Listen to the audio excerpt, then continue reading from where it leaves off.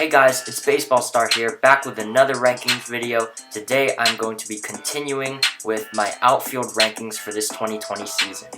This video was a fun one to make. The MLB has so many nice talented outfielders there. You got Mike Trout, you've got Bryce Harper, you've got Cody Bellinger, all the stars like that. So this is going to be an interesting one. So definitely get in the comment section down below. I'd love to hear what you guys think. And now without further ado, let's jump into it.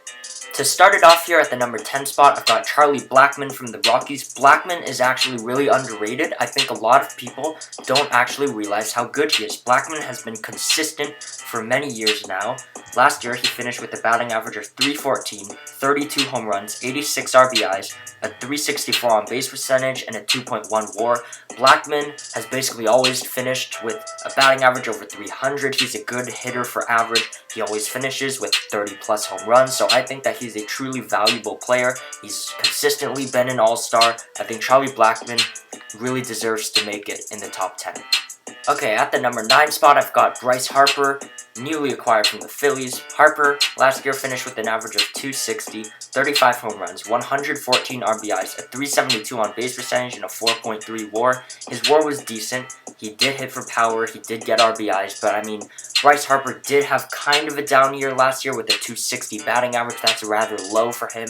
I think that Bryce Harper can be a little bit overrated at times. The Phillies did pay a lot of money for him. He signed a huge contract, and for the Phillies to be spending that much money for him, I mean, they need to get more out of Bryce Harper. He needs to be having like MVP type seasons for the Phillies to pay over $300 million for him, 13-year contract. So I think that Bryce Harper really needs to perform up to his name if he wants to go any higher on this list. Continuing on with the number 8 spot, I've got George Springer from the Astros. Last year, he finished with an average of .292, 39 home runs, 96 RBIs, a .383 on base percentage, and a 6.4 WAR. His WAR was good last year. Springer is an extremely good leadoff hitter. His average is close to .300. He hits for good power. He can get RBIs, even though he's a leadoff hitter. He has a decent number of those. And I think that Springer is a really good player. Even though the Astros were caught cheating, that still doesn't deny that Springer is a really good player. So I think that Springer deserves to take home the number 8 spot.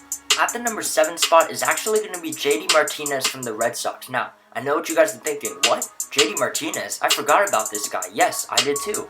But wait and hear his numbers. Last year, he finished with a .304 average, 36 home runs, 105 RBIs. He had a .383 on base percentage and a 3.4 WAR. Now, these numbers are fantastic. 300-plus average, 30-plus home runs, 100-plus RBIs, right? JD Martinez, amazing player. I mean, these numbers are fantastic. Martinez had a great season last year.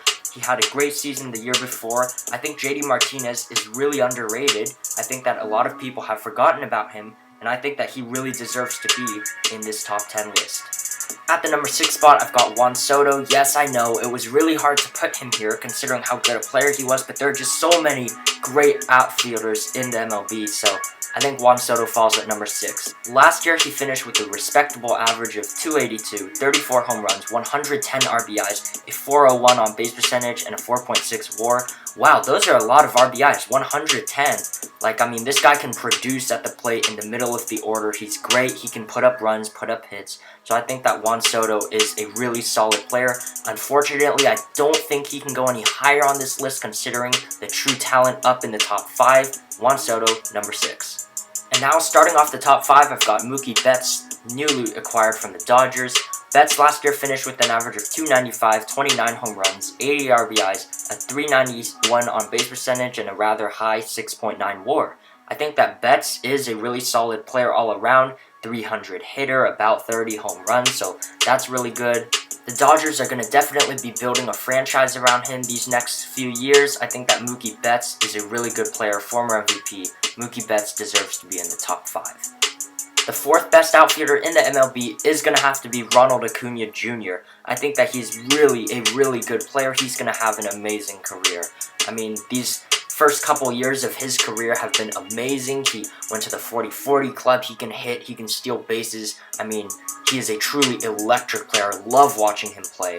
Last year, he finished with an average of 280, 41 home runs, 101 RBIs, 365 on base percentage, and a 5.7 WAR. Now think about this. 101 RBIs in the leadoff spot? I mean, you've got to be really good to do that.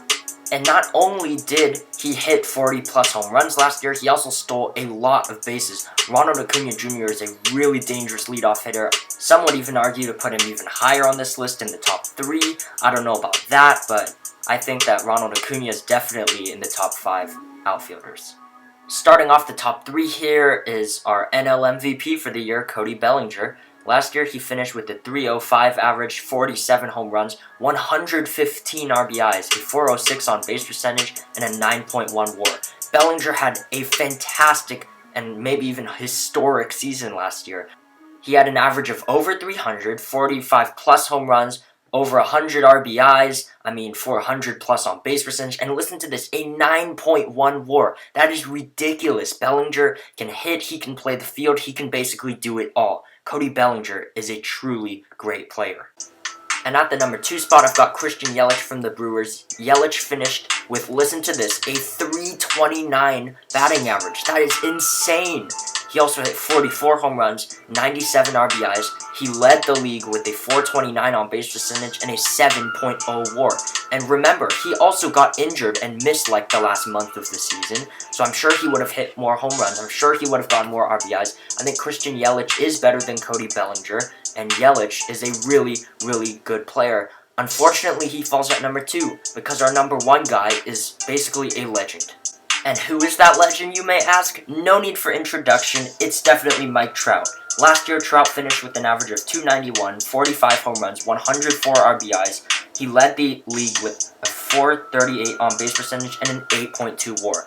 Mike Trout just adds to his legacy year after year. Mike Trout hasn't even hit the peak of his career yet. It seems impossible, but year after year, he's just getting better and better. He's definitely going to be a Hall of Famer in the future. Mike Trout, there's no question, he is the best player in the MLB. I don't think I need to go any further with that. So that is going to conclude our top 10. Thank you all so much for tuning into today's video. I hope you found it interesting. Tell me if you agree or disagree in the comment section. I would love to hear it. And make sure to hit that sub button if you love baseball. Looking to get 40 subs soon. So see y'all next time. Peace out. Goodbye.